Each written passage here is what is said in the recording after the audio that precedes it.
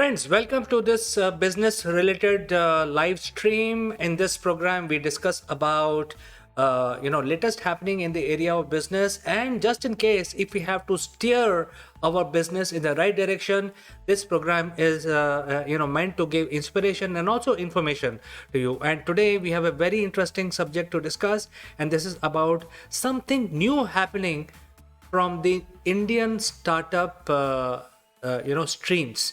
There is a space tech startup, and they have done remarkable things, and I would like to inform you about this particular company. And the information is a company called Dijantra or Dijantra.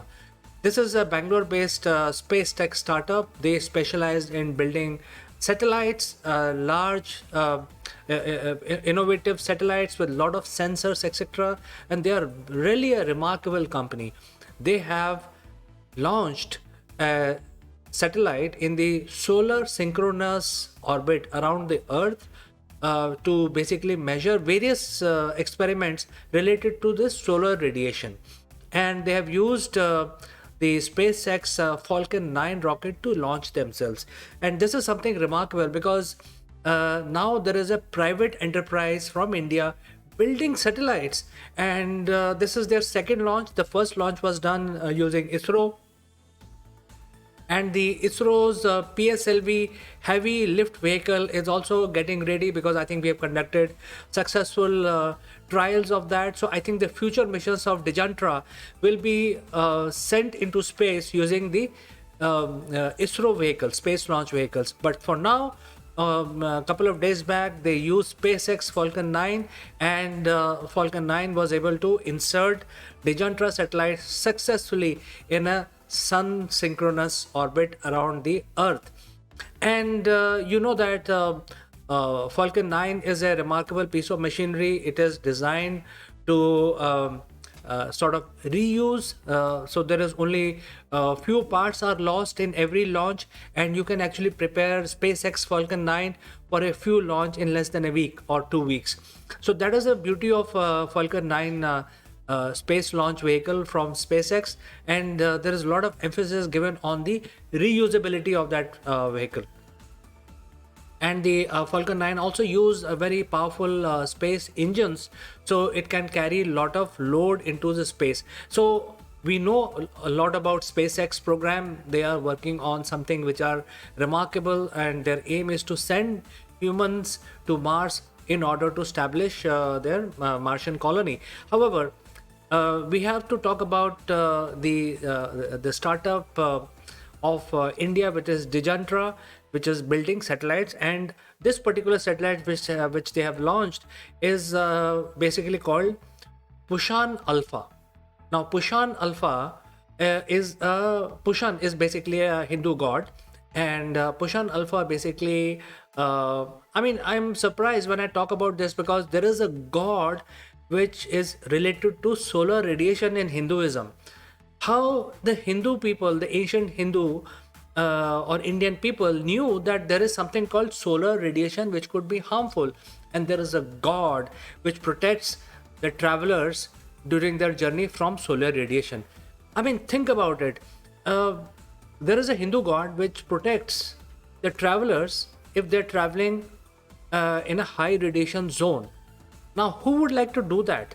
Just imagine, there must be space travelers in the past which we have forgotten about, and the Indian scriptures carry the details, and that is why there is a god called Pushna. So this satellite has been named as Pushan Alpha, and Pushan is the god, as I said, which is the name is very inspiring, which basically protect people, the travelers, from this solar radiation. There is a specific god for that. So this is very amazing.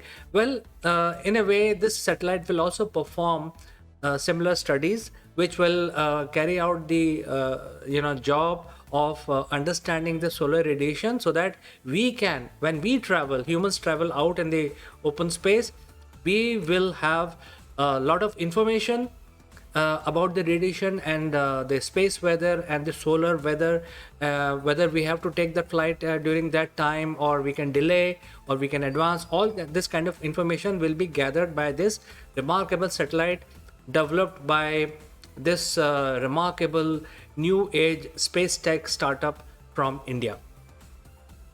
So the idea is to basically carry out couple of studies. Number one would be the radiation measurement. You know how the sun beams are coming towards Earth, and study whether there are harmful radiation in that in those sun rays.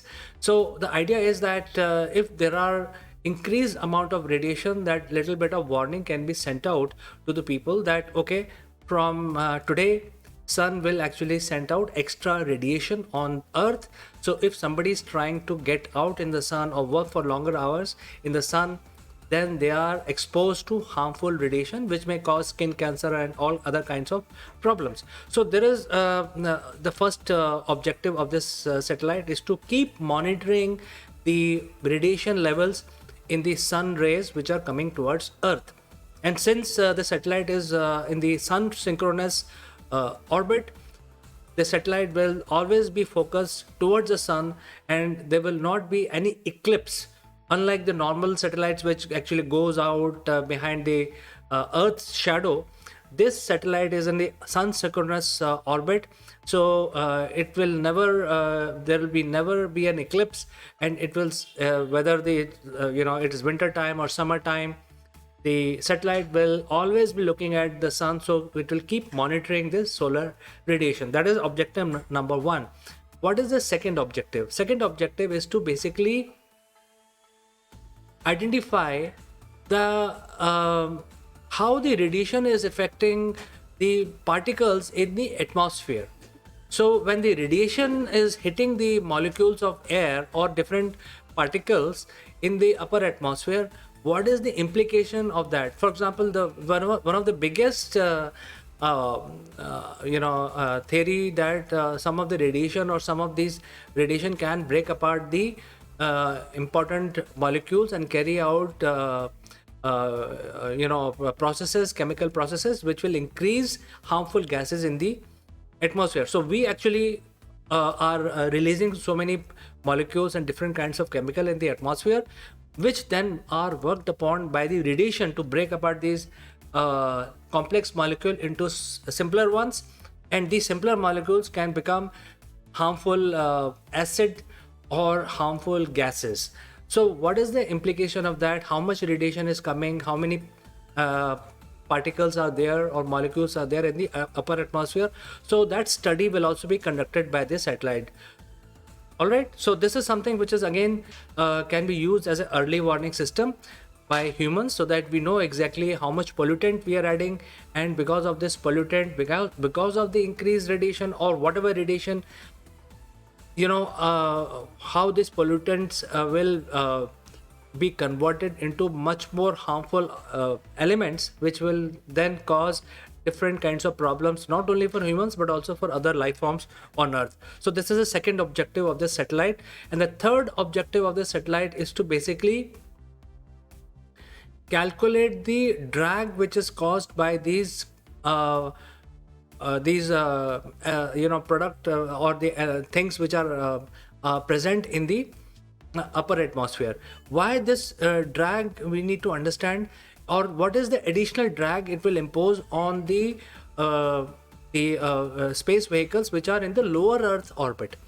So we know that not everything is in the space. Some of these spacecrafts that we send are in the lower Earth orbit, and when they are at the lower Earth orbit, then how much drag these extra molecules are causing.